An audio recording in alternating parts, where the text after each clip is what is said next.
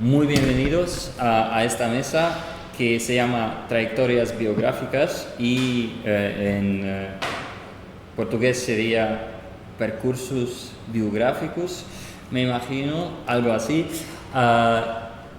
Por desgracia no han podido venir todos los que estaban anunciados para esta mesa, pero por suerte tenemos aquí a Jérémy Léger, que está en la Escuela de Altos Estudios de Ciencias Sociales en París y también está adscrito a la Casa Velázquez y presentará una comunicación que se llama De Falange a Franco, la trayectoria de Manuel Valdés Larrañaga, una aproximación a la violencia política en la España del siglo XX. Y con eso doy la palabra a Jérémy. Muchísimas gracias. Sí, voy a presentar hoy un personaje bastante desconocido, pero que tuvo varios papeles durante la dictadura de Franco y que se llama, entonces, como lo decíamos, Manuel Valdés Larrañaga.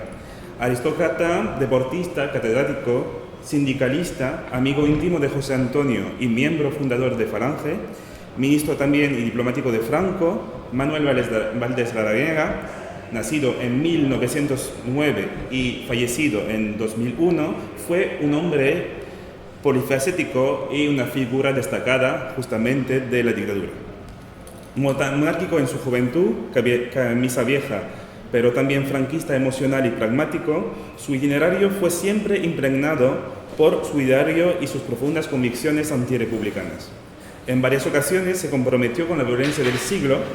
Hasta su muerte, retirado, seguía defendiendo justamente el legado del régimen, así como su obra represiva, mucho más allá de la guerra civil. Hombre aún por descubrir, cuyos archivos quedan por investigar, desempeñó un papel relevante, pero rodeado de incógnitas en la retaguardia republicana durante la guerra, como en el ejercicio de la violencia, una violencia no solamente física, sino verbal, psicológica y simbólica del nuevo Estado español contra sus oponentes y en sus diferentes cargos oficiales. Esta comunicación se propone analizar su protagonismo deteniéndose en algunos aspectos claves de su trayectoria, pasando por el ejemplo, primero como militante y líder falangista contra la República, luego como agente depurador del mundo asociativo y sindical y por fin como bunkerista y guardián de la memoria integral del régimen. Empezando por el primer punto, justamente, cómo pasó este hombre de las palabras a los actos y ver la trayectoria de Manuel Valdés Larrañaga en la violencia contra la Segunda República y la Guerra Civil. Primero, este hombre que ha nacido en la buena sociedad y la alta sociedad bilbaína se convirtió en un agente de la movilización contra la República, pero su primera politización más o menos se puede decirse que se empieza justamente en los años 20 en Barcelona, cuando está cursando clases de arquitectura. Luego reforzó su compromiso ideológico y personal viniendo a Madrid y se convierte en este momento en lo que dije como un pistolero de tribuna. En 1933 fue el momento fundacional de su politización definitiva y del despegue de su carrera con su encuentro con José Antonio Primo de Rivera, que pronto se convirtió en uno de sus amigos íntimos. Participó a la fundación del partido Falange Española el 29 de octubre de 1933 y se convirtió un mes después en el primer líder sindical del Sindicato Español Universitario, el SEU, que lideró entre 1934 y 1935. Los miembros del sindicato falangista, con Valdés al mando, se involucraron justamente en actos violentos contra las juventudes socialistas en los suburbios de Madrid. No tenemos constancia de la participación directa de Valdés en estos enfrentamientos callejeros, sino que nos parece averiguado que las acciones violentas de los afiliados del SEU habían de contar con la aprobación del jefe, del propio dirigente, que tenía un carácter ya conocido como sanguíneo. No cabe la menor duda tampoco de que Valdés, como líder sindical, se destacó por la vehemencia y la virulencia de su discurso, instituidos más tarde como obras nacionales de interés público al ser publicados por la propagandística Editorial Nacional, editorial oficial del régimen franquista, dependiente de la Delegación Nacional de Prensa y Propaganda. Si nos fijamos en un análisis de su discurso, según las pautas de la psicología social, mediante elementos de lexicometría y de análisis morfosintáctico, pone de relieve la carga radical de una comunicación política belicosa. Los discursos y ponencias de Valdés participaron de la degradación del ambiente político, cada vez más fuera del juego democrático y que acabó desembocando en la guerra civil. Las palabras cada vez más agresivas dirigidas a los adversarios políticos, entonces convertidos en enemigos, ya no eran meras posturas sociodiscursivas para la conquista del poder, sino una traducción verbal de la cultura de guerra, que se va como instalando y que se va como propagando durante todo el franquismo. De hecho, en su discurso se ve enfrentando el marco conceptual dualista estigmatizante del ellos de la anti-España, en términos por supuesto de los falangistas, y del nosotros, de la autoproclamada España nacional. Eso llevó que cuando dejó el liderazgo del sindicato, se convirtió en una figura como de los falangistas cercanos justamente a José Antonio, y se convirtió también en un candidato que fue derrotado justamente en las elecciones de febrero de 1936. Se presentó en Asturias y, como podéis ver aquí en el diaporama, Falange Española consiguió un 0,25% de los votos en esta comunidad, en esta región, es decir, 818 votos, nada más, y nada de escaño. Entonces, por supuesto, él fue derrotado, pero como todo el partido a nivel nacional, que no consiguió ni siquiera un por ciento justamente en las elecciones generales a nivel nacional.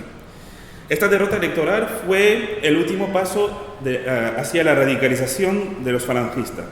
Su participación en varios actos violentos contra la República desde la fundación del movimiento sirvió para legitimar la interdicción del partido y el arresto de sus líderes. Y fue el caso de Manuel Valdés, que fue un prisionero de la República entre 1936 y 1939. Fue detenido el 13 de marzo de 1936, puesto en el calabozo de la Dirección General de Seguridad, antes de ser transferido en la cárcel Modelo junto a José Antonio, Raimundo Fernández Cuesta y otros líderes falangistas. Absuelto por la justicia el 30 de abril del mismo año, no fue justamente puesto en libertad y siguió en la cárcel por orden del gobierno. Esta prórroga de la detención sirvió también de demostración de las carencias y de las dificultades del propio gobierno republicano de gestionar este tipo de gente. A pesar de todo, las condiciones de encarcelación, en la Modelo eran buenas. Podían salir al patio, tenían visitas y podían también hasta pedir comida en el barrio. Pedir en los diferentes bares del barrio, así que no era tan mal tampoco las condiciones de esta época. Pero cambió todo justamente al momento del estallido de la guerra civil, el 18 de julio. Después se encarcelaron mucho más gente y hemos llegado a un momento en que, por supuesto, había una sobrepoblación carceral en la propia Modelo.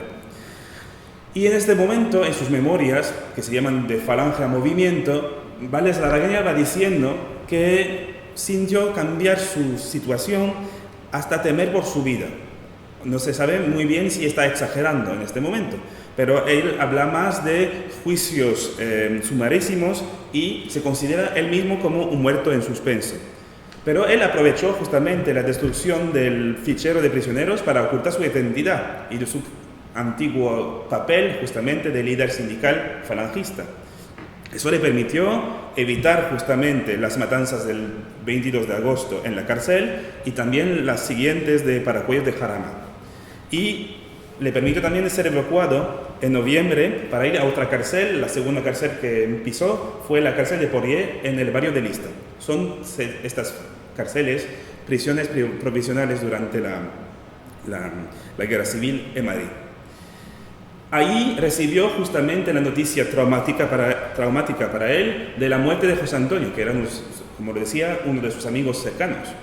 Así que desde este momento se empeñó en defender el legado de José Antonio y se radicalizó aún más.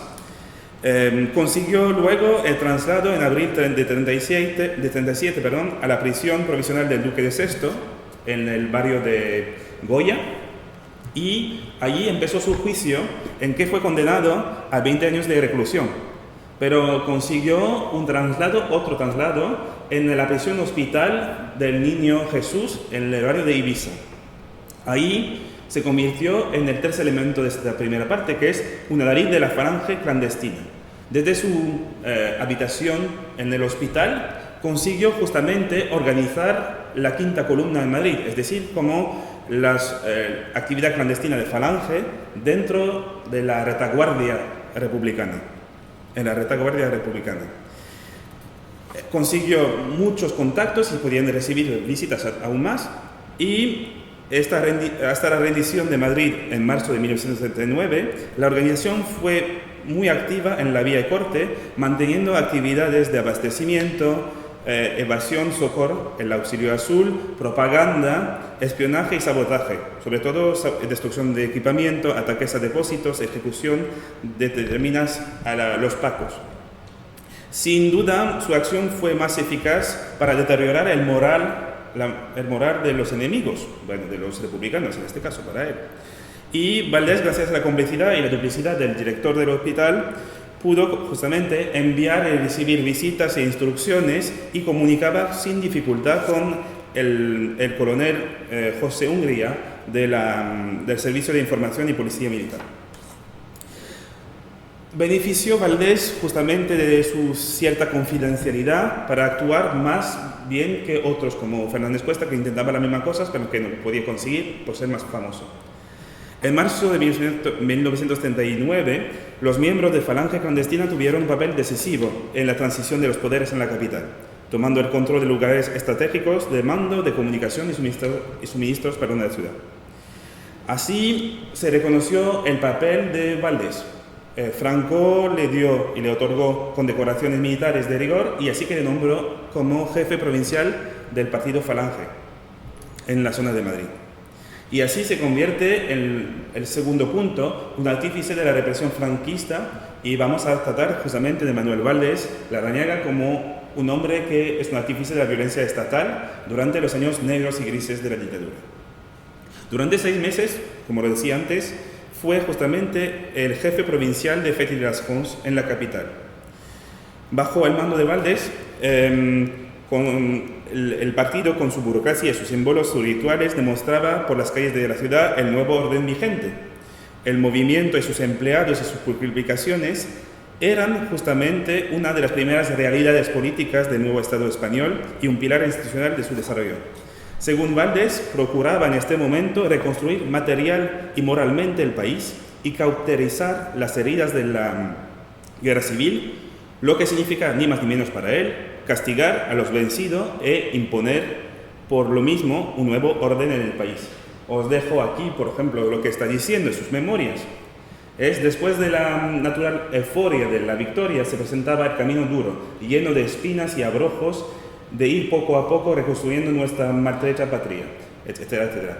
Y él va más o menos victimizando al bando nacionalista, por una parte, y de otro lado implica que el cauterizar era también, por supuesto, cargar más hacia los republicanos. Como jefe provincial, Valdés se encargaba de la supervisión de las secciones, y sus hombres infiltraban y encorsetaban el tejido asociativo, sindical, y encuadraban la formación de la juventud. Cuidaban también de la buena moral de la sociedad española, junto al cuerpo de policía, persiguiendo en la capital comunistas, masones y homosexuales, mucho más antes de las publicaciones de las leyes de represión sobre estos temas.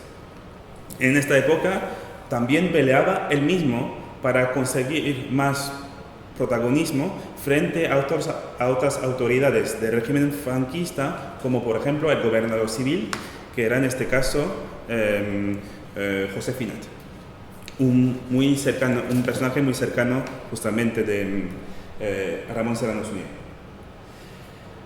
Fue también el depurador de los sindicatos, en su papel como subsecretario de Trabajo, perteneció justamente al segundo gobierno de Franco, a partir de septiembre de 1939, pero con poderes ampliados, de hecho, porque él no tenía un ministro de tutela. La cartera estaba vacante en este momento. Valdés tenía que utilizar su tutela para llevar a la práctica la Ley de Responsabilidades Políticas de febrero de 39 en el mundo laboral. ¿Qué hizo? Rindió obligatorio el uso generalizado de la cartilla profesional de trabajador español, una clase de documento nacional de identidad profesional que consignaba los datos imprescindibles para identificar el titular, y llevó esto como también de depuración, el trabajo de depuración hasta el final de 1941 de los sindicatos, reorganizando también de manera forzosa las comisiones obreras. Esto lo hizo también en su papel de vicesecretario del partido de Falange, como responsable de los sindicatos. Desarrolló así la construcción del nuevo sindicato falangista, del movimiento, es decir, el sindicato vertical. Luego hubo este papel como actor también como embajador de la República en la República Dominicana, embajador de Franco cerca de Trujillo, otro dictador, otro generalísimo, en dos ocasiones, entre 52 y 54, y entre 59, después de la muerte de Trujillo, hasta 63. Fue un artífice en esta ocasión de la colaboración autoritaria de las dos dictaduras. Una colaboración entre los dos que pasó por la organización de la visita de Trujillo a Franco en el junio de 1954 en Madrid, que fue un momento de negociación con participación de Valdés y de negociación de convenios bilaterales, dentro de los cuales hubo un convenio sobre una cooperación policial. Esto consistía justamente en ayudar al propio Trujillo, que tiene una posición creciente en su país, una posición creciente interna, y a ayudarle a mantener el orden público. Así que hubo un envío de miembros del Cuerpo de Policía Nacional español, auspiciado por Valdés Larrañaga, a título de instructores de la pericia franquista en materia de orden público y de represión de los elementos disidentes o indeseables. Fueron 113 españoles de las Fuerzas Nacionales del Orden Público mandados a República Dominicana, y tenían que enseñar justamente a los dominicanos cómo gestionar más bien el orden y reforzar también la infiltración. Y por ejemplo se le mandó en esta época al inspector desgraciadamente conocido Roberto Conesa, de la Policía Secreta, de la Político Social, para justamente servir de consejero del Servicio de Inteligencia Política, la Policía Secreta Dominicana, en construcciones de esta época. Así que hubo varios contactos y Valdés sirvió más o menos de vínculo y de artífice de esta cooperación. Para acabar, el último punto es, a modo de conclusión, ver cómo Valdés después sirvió la memoria integral del régimen. 2 décadas después de este alejamiento político, que podría considerarse como lo de irse al extranjero, volvió justamente Valdés en España.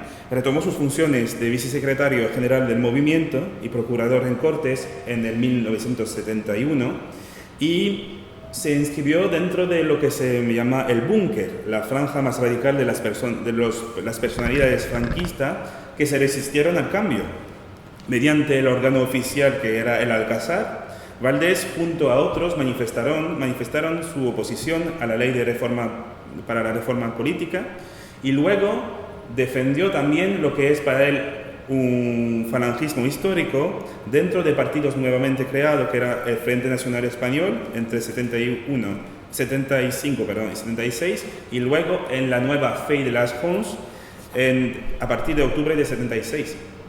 Y se mantuvo así en la primera fila política de los oponentes a la transición política hasta la llegada al poder de los socialistas de Felipe González en el 82. Y luego, él, que seguía como definiéndose como un franquista hasta la médula y la muerte, se convirtió en memorialista y colaborador de la Fundación Nacional Francisco Franco. Formó parte de los miembros que casi fundadores de esta fundación, justamente, en este momento, él estaba justificando, era el ardiente defensor, perdón, de la política franquista y de una violencia que él definía como aceptable por parte del régimen. En un momento de extrema polarización también, sus palabras y sus recuerdos, a pesar de ser de obvia orientación, tienen un interés por ser analizado a la vez desde el punto de vista de los verdugos, bastante poco estudiado en comparación de las víctimas, y también por sus referencias. Colaboró en la fundación de la Fundación Nacional Francisco Franco, como lo decía, porque para él era solamente testificar o testimoniar de lo que había pasado, porque hasta su muerte siguió convencido que tenía la razón y confesó haber colaborado a crímenes que por él eran justificados, perdón. En este caso, por ejemplo, escribe sus memorias que llaman de Falange al Movimiento, que fue, por supuesto, fueron unas memorias editadas por la Fundación Francisco Franco, sin forma de filtro, así que se permite comentarios bastante horribles o a veces como sorprendentes. Y bueno, podía deciros como muchas cosas, pero solamente os dejo también como ilustración de esto este último testimonio suyo, que fue una entrevista con el periódico El Mundo antes de su muerte, y que formaba parte del dossier sobre los 70 años de la Guerra Civil. Y él va justificando esta violencia y que ha permitido al final llegar a lo que es la sociedad democrática española, desarrollada con la seguridad social. Él va justificando más o menos que tener violencia en los mismos momentos de la dictadura fue más o menos el elemento que permitió tener un desarrollo pleno en la propia España, que es un argumento totalmente falso y que no se puede como justificar. Pero él también denuncia una violencia hacia ellos, hacia los franquistas puros y duros. De hecho, el contenido de estas palabras no podría ser más claro. Los autoproclamados nacionales actuaron en defensa propia, según el testigo, para proteger a España del peligro rojo, siguiendo una retórica ya bien conocida. Entretenía también mito de violencia, a pesar de una macula original del régimen. Fue ante todo un acto fundacional, duro pero necesario, de los beneficios y logros de la España presente. Os dejo solamente el comentario de la última frase. Estoy seguro que así sucederá con aquella época que fue la nuestra y con el hombre que fue nuestro guía y capitán. ¿De qué está hablando? Más o menos que actualmente los gobiernos democráticos están como justamente juzgando de manera injusta al gobierno de Franco y su balance político, económico, social, y que justamente dentro de unos años los historiadores nuevos, los buenos para él, van a justificar justamente lo que pasó, que solamente es una herramienta política ahora mismo criticar a Franco. Así que es unas conclusiones que se pueden, por supuesto, debatir.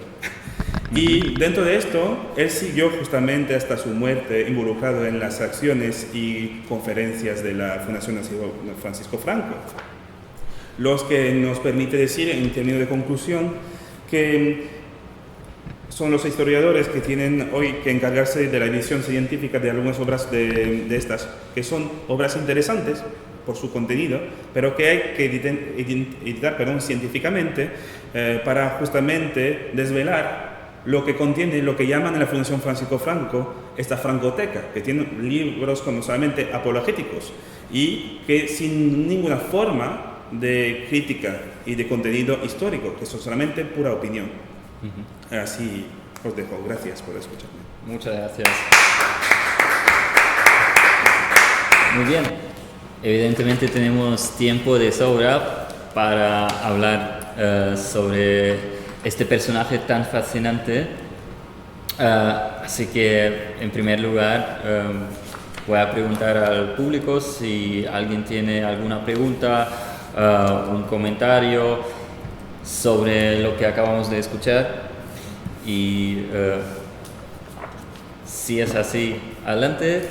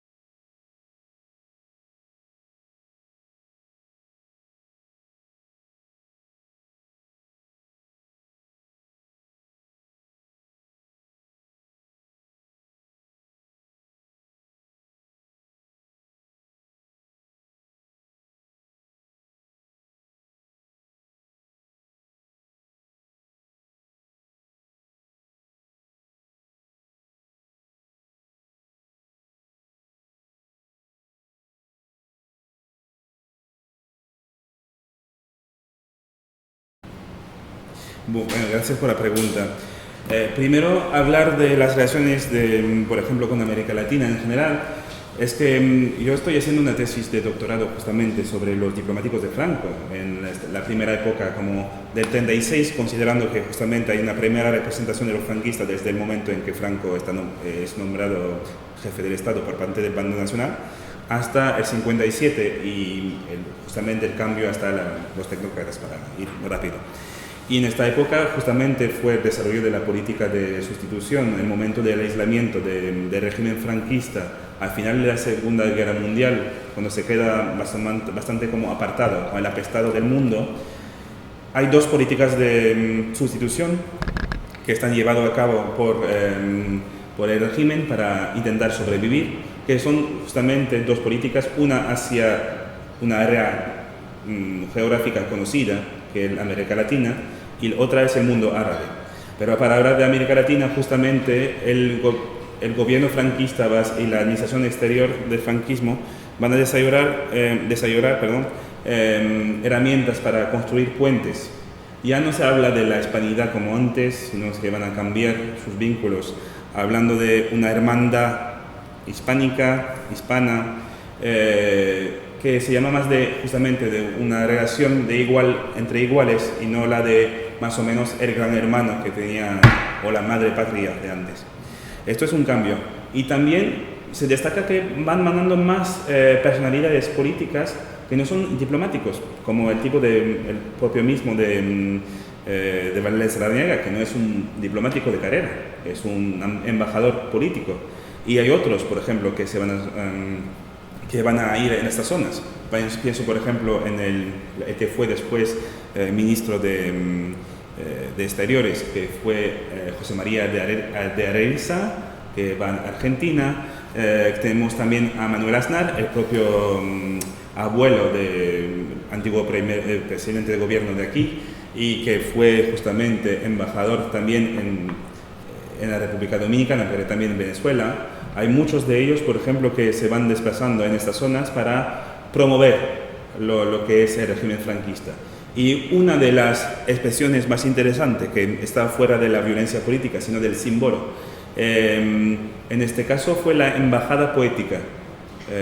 Fue un evento que pasó a finales del año 49 y hasta el principio del 50, que fue una embajada de poetas, con Luis Rosales, por ejemplo, y que contaba con la participación también de Agustín de Fausa, que era un escritor, poeta bastante famoso en la época franquista y que también era el diplomático de carrera.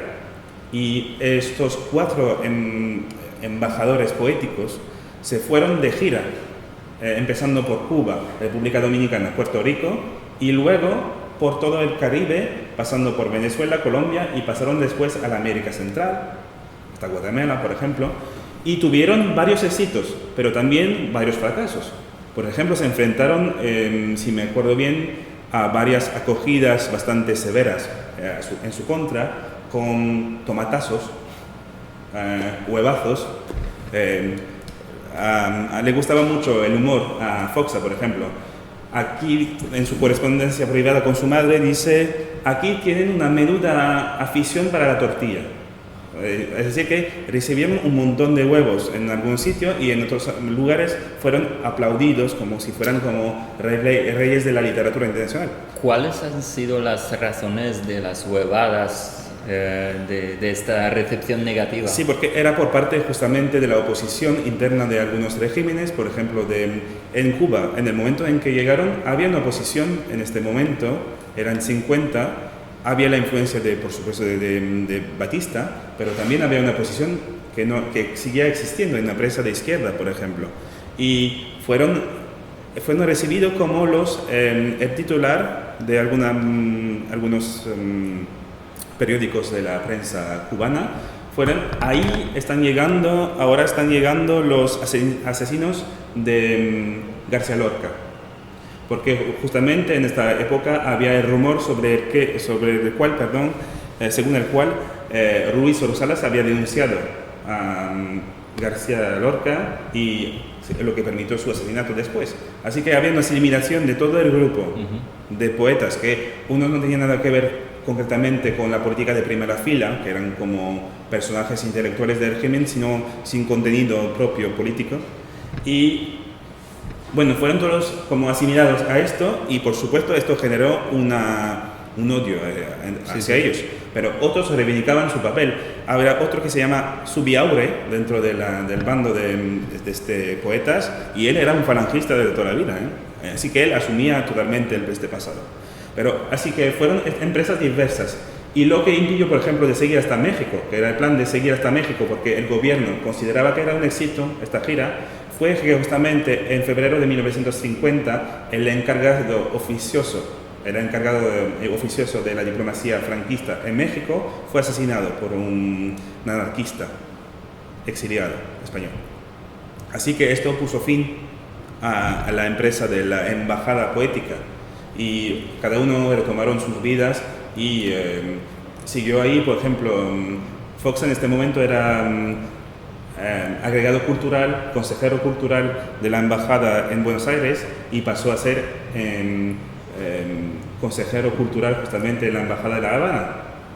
Pero eso era como mover fichas para intentar como justamente dar una imagen positiva de la cultura española, franquista, que era como volver al cauce de la tradición española, pero también poniendo al mismo nivel de igualdad como la cultura que se desarrolló en la España, en la América Latina, la antigua América hispana, y poner al mismo nivel que eran como regímenes hermanos, como del mismo nivel.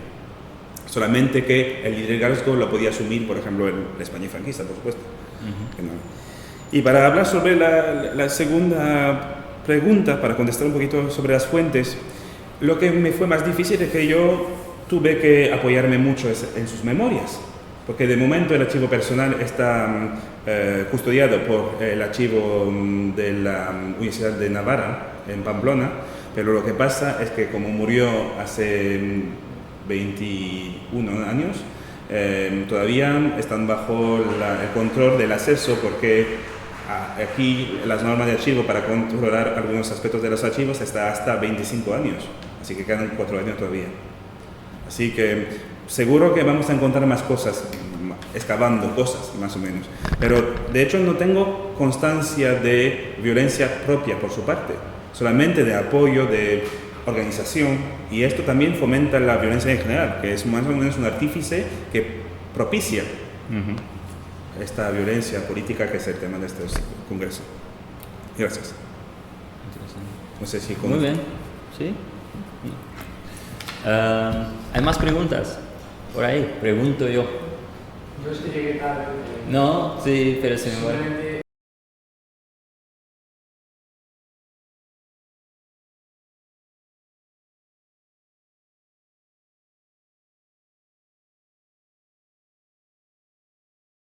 Empieza en diciembre de 1949. Llegan a La Habana justamente, creo, el día de Navidad, o el primer recital de poesía es en La Habana el 25 de diciembre de 49 y sigue hasta febrero. Y justamente la muerte del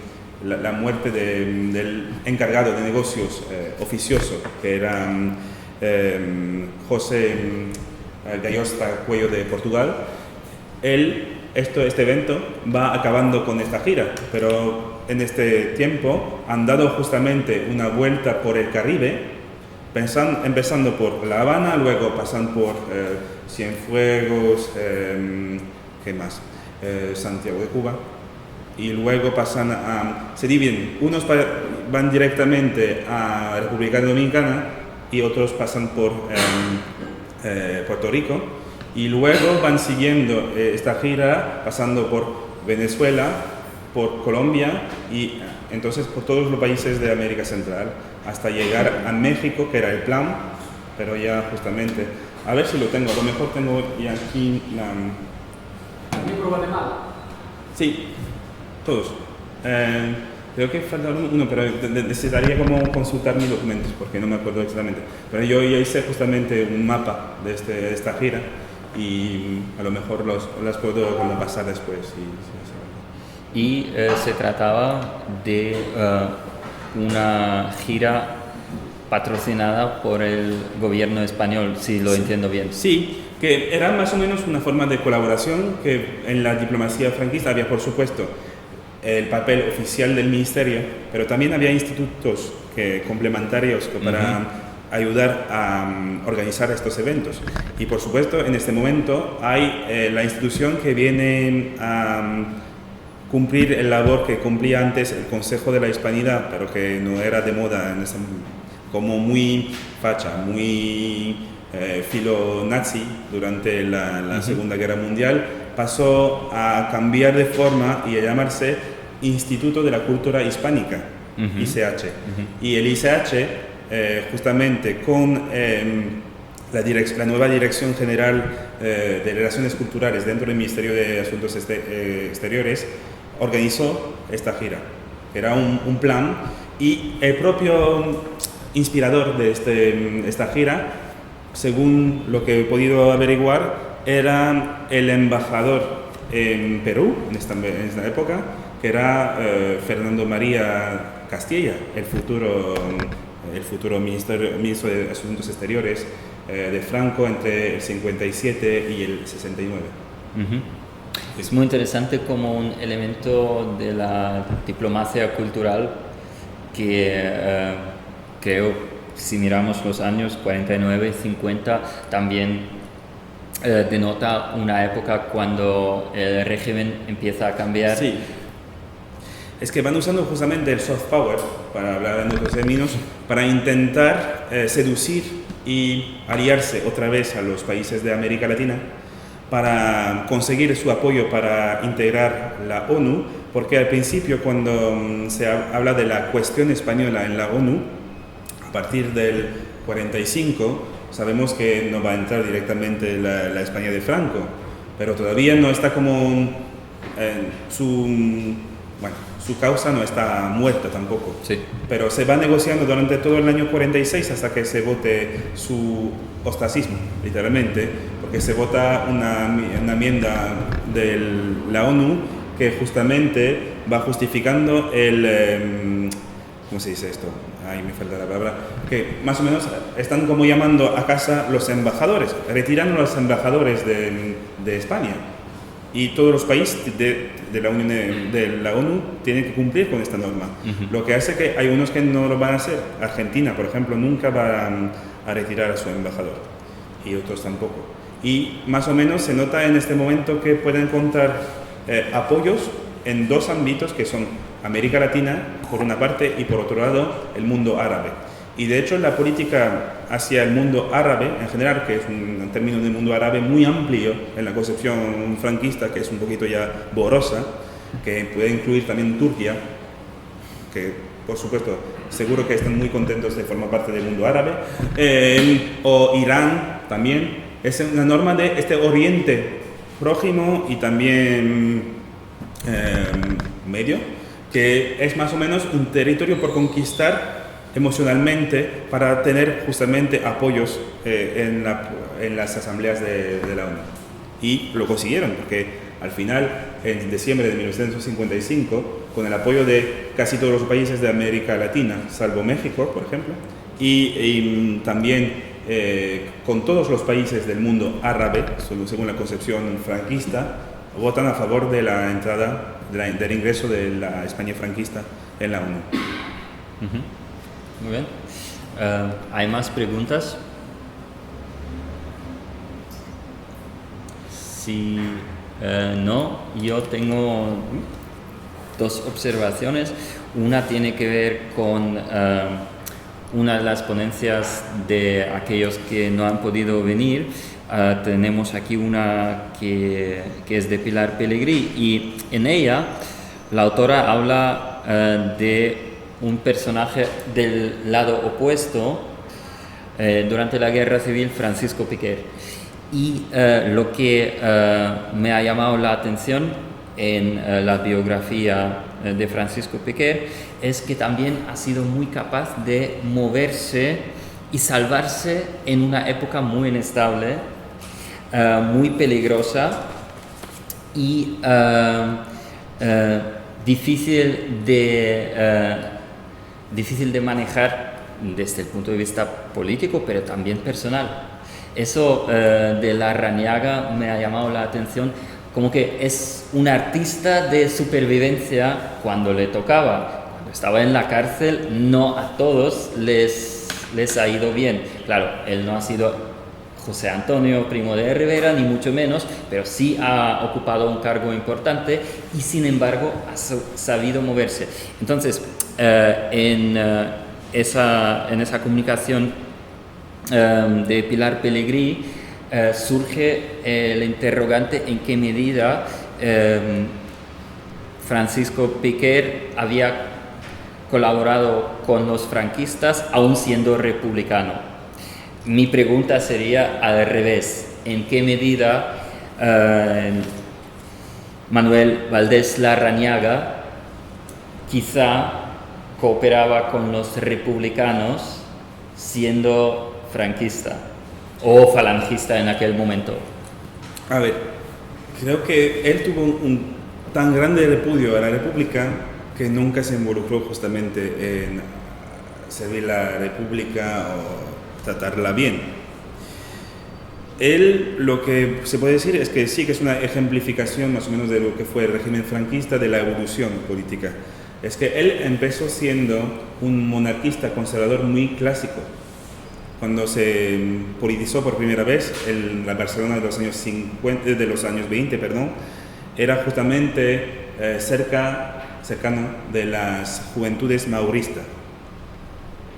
Esto que no era tampoco tan radical como su pensamiento después.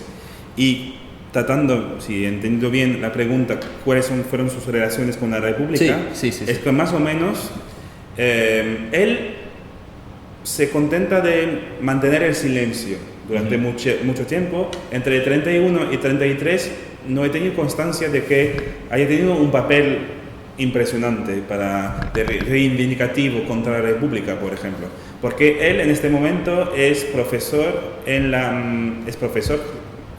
la Escuela de Arquitectura de Madrid y tiene un puesto público, y para no perder sus ganancias y su presupuesto y todo esto, para mantener su sueldo mejor, él va a seguir como impartiendo clases. Pero a partir de 1933 y la fundación de Falange sí que se distancia.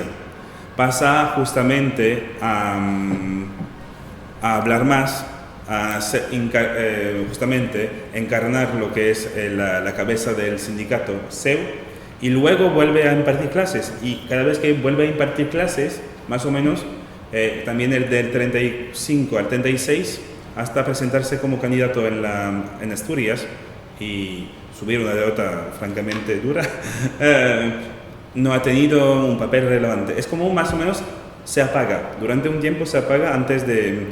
Pero también es que no tengo el contenido de los archivos personales, que me podría decir si ha actuado de manera más discreta. Claro. Solamente él empieza sus memorias de Falange al movimiento, empieza sus memorias solamente con prolegómenos, sobre 36. Más o menos, la guerra civil no fue culpa nuestra, sino solamente que había un peligro rojo, y así pues, se puede justificar todo lo que va a pasar después. Y él en ningún momento tiene una forma de arrepentimiento sobre su violencia, sobre la violencia provocada por la dictadura durante este tiempo. Y él, como le decía, os podía volver a poner esto, que creo que es su testimonio. El camino duro es todo esto, pero ya... Eso es del año 2001. Esto es desde 2001, que fue una entrevista primeramente por una fotógrafa que hizo un libro, Ellos y Nosotros, que se llamaba así, y retomada justamente después por El Mundo. Y este dossier justamente fue publicado por el motivo de los 70 años de la Guerra Civil, así que en 2006 fue póstumo su conocimiento. Pero en este aspecto, si consigo poner la ventana más grande, ahí, no sé, me acuerdo, nunca, no sé. A lo mejor así. Solamente es así, que más o menos se pone este diálogo entre él fue de los verdugos, pero también durante la democracia, que han conseguido obtener la ley de amnistía, que nunca fueron como ni preocupados por la justicia, por alguna encuesta, por alguna investigación. Y al final, él se presenta como una víctima de un sistema que le pone en minoría, que le pone fuera del poder y que más o menos se trata mal desde el punto de vista historiográfico. Porque solamente se trata dice que todas las encuestas, todas las investigaciones historiográficas por parte de la historia democrática, vamos a decirlo así, son en contra del franquismo, que no podía ser, que el franquismo no fue tan malo, y es lo que más o menos va justificando ahí. Y también lo hace un poquito más antes, si consigo, en su justificación aquí también hay como, la victoria fue algo, pero había que luego liquidar un periodo de nuestra historia, y en liquidar un periodo de nuestra historia que tan terrible huellas había dejado en el cuerpo de España, era también reeducar, y en la reeducación se puede oír muchas cosas. Pero eso lo dice poco después de... Esto lo dice en sus memorias del 94. Vale. Pero lo que pasa es que va justificando justamente actos del pasado, y normalmente va justificando, porque no habla de haber como torturado él. Sí, sí.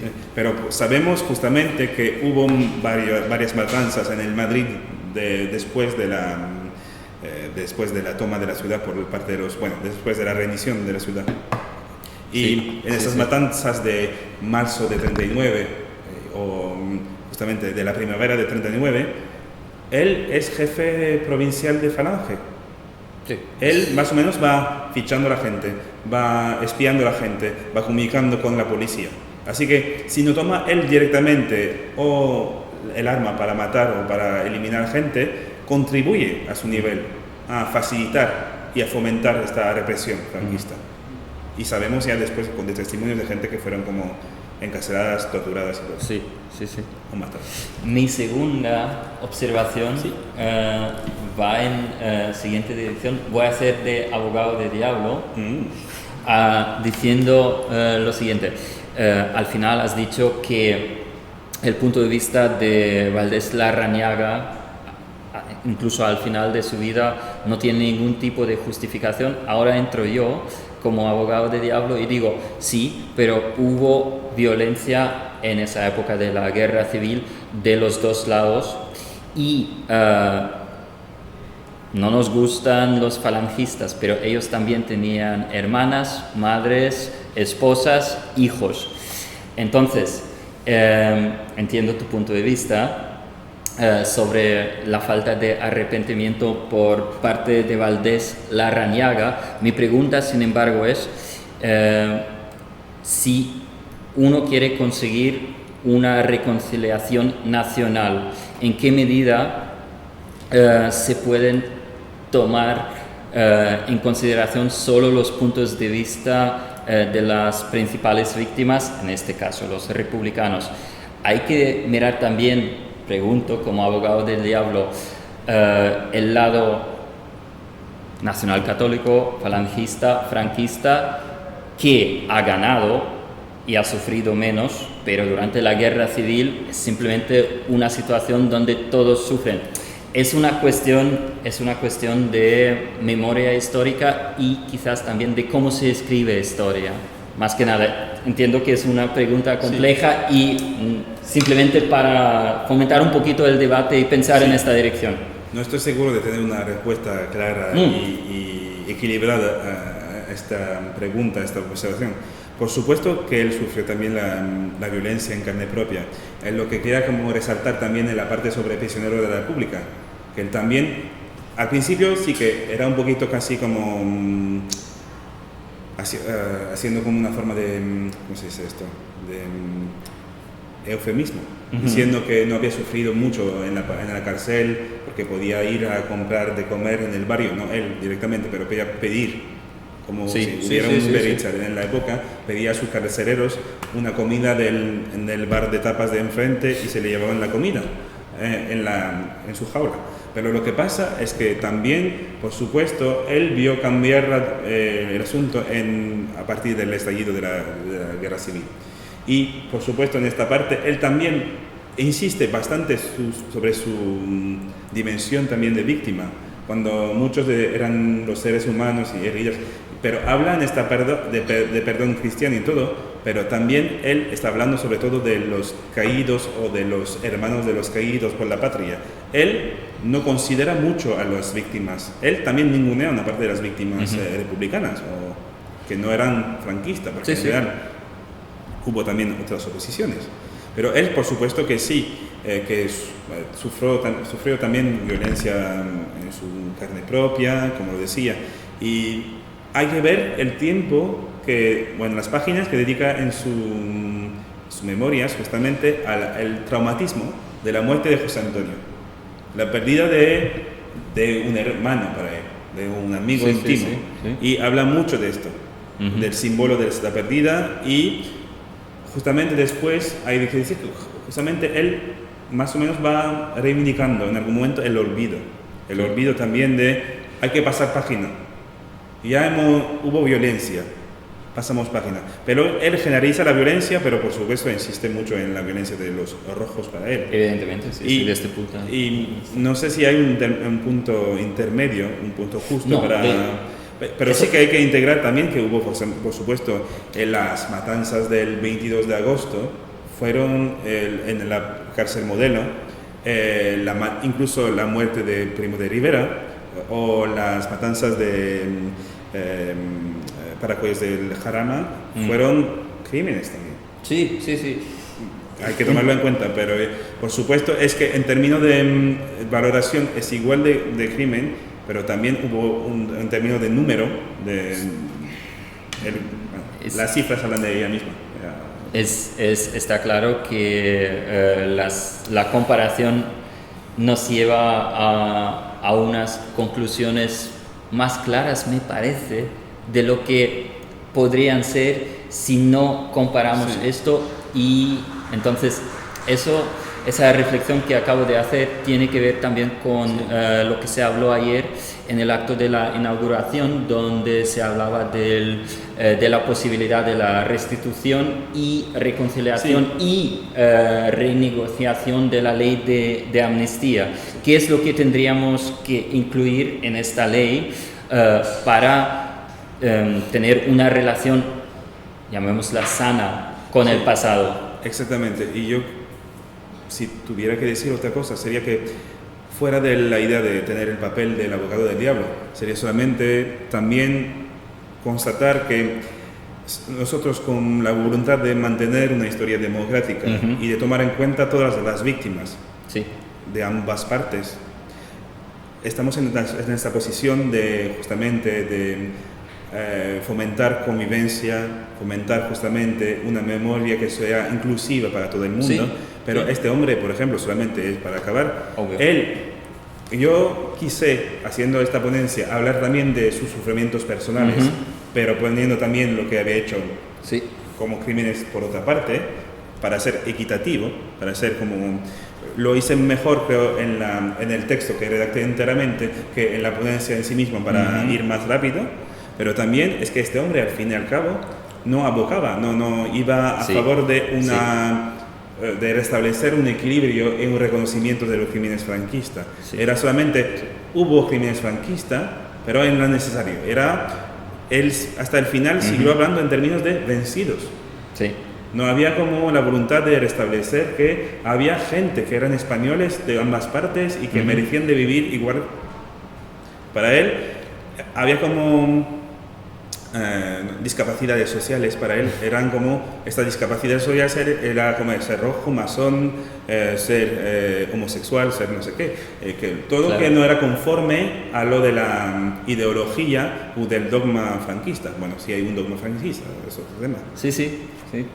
Claro, es un actor clave del régimen, uno de la segunda fila seguramente, no de la primera, pero alguien que nunca se distanció tampoco a posteriori. Es que también tuvo otros papeles que no he hablado, del que no he hablado aquí, pero por ejemplo fue también el presidente del del Colegio de Arquitectos de Madrid, depuró la carrera de arquitectos de Madrid.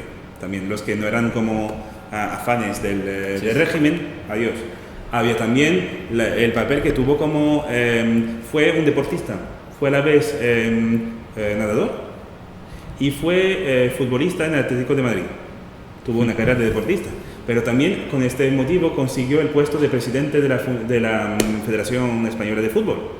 Y también en este puesto consiguió, seguramente, no hay tanta constancia, pero se puede apoyar que también formaba parte de la depuración de ver si dentro de la gestión del deporte en España no se podía también, como era un foco en que se podía tratar con la juventud, era también servir de su experiencia en los sindicatos y en el encuadramiento de la juventud, hacerlo también a nivel del fútbol. Era una experiencia que tuvo después. Así que tuvo varios papeles oficiales que no son tan visibles como el de ser ministro, porque él fue al final secretario, que el subsecretario la gente le va olvidando. Hoy en la actualidad también, el que es ministro, el que es subsecretario, así que dentro de 2 años no vamos a recordar su nombre. Él también pasó bastante como... es una trayectoria de segunda fila, pero siempre cerca del poder, siempre muy cerca del poder, porque él podía hablar con los ministros, él podía hablar con Franco y tenía estas posibilidades de contacto. Y esto a nivel también de las redes de influencia, esto importa, creo. Bueno, muy bien. Entonces, hay una pregunta más por ahí. Vamos a... A raíz de Hello. mencionar que eres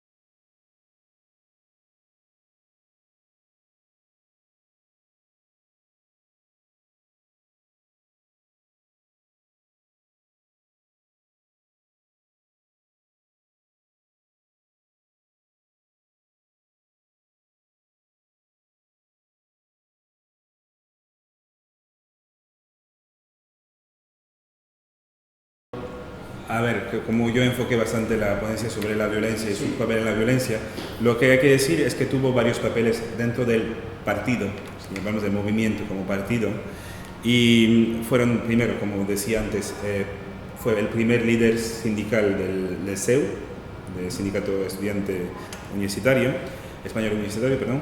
Luego fue un militante de base, podríamos decir, durante unos años, hasta conseguir después de después de la victoria de los franquistas, el puesto de jefe provincial en Madrid, fue 39 hasta septiembre, se convierte después en secretario de Trabajo, pero con más o menos el nivel de ministro, porque hacía de los dos, porque lo que pasa es que no hay ministro de tutela, así que él va despachando cosas que no debería de despachar.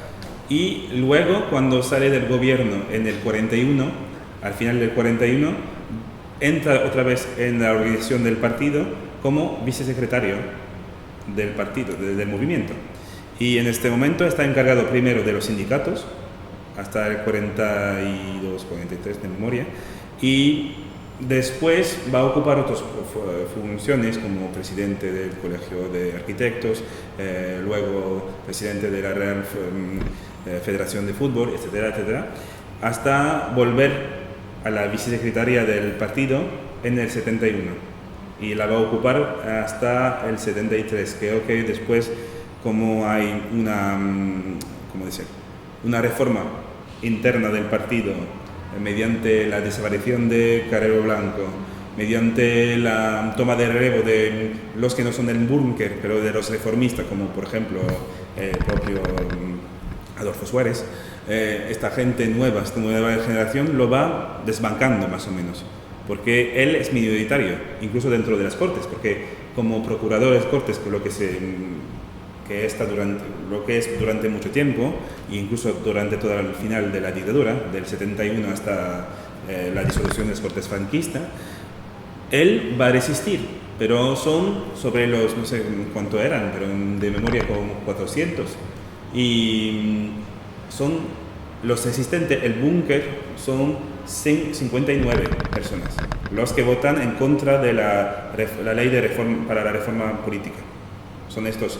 Y dentro de estos vamos a encontrar a Antonio Barroso, que era un militar cerca de Franco, que fue también el agregado aéreo en la embajada de Francia, el que le consiguió por parte, si no me equivoco, el Dragón Rápido, que era el avión que le permitió ir de Tenerife a Marruecos. Así que hay un montón de gente que son los de la vieja generación, de los más franquistas hasta la médula. Ellos eran como ya de los duros.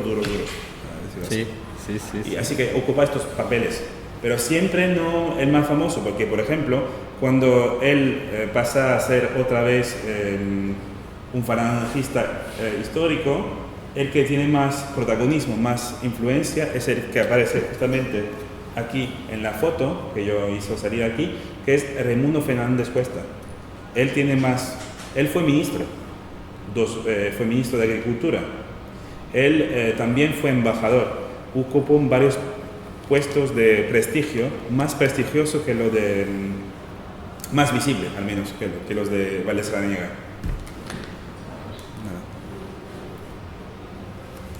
Muy bien. ¿Hay más preguntas? Estupendo. Bueno, si no las hay, muchas gracias a Jérémy Léger, que hemos podido profundizar mucho en la trayectoria de Manuel Valdés Larrañaga y también en los detalles del movimiento franquista y del falangismo. Creo que ha sido muy interesante, muy enriquecedor ver las diferentes perspectivas, así que muchas gracias al comunicante y también a los asistentes. Con eso acabamos. Gracias. Gracias a vosotros.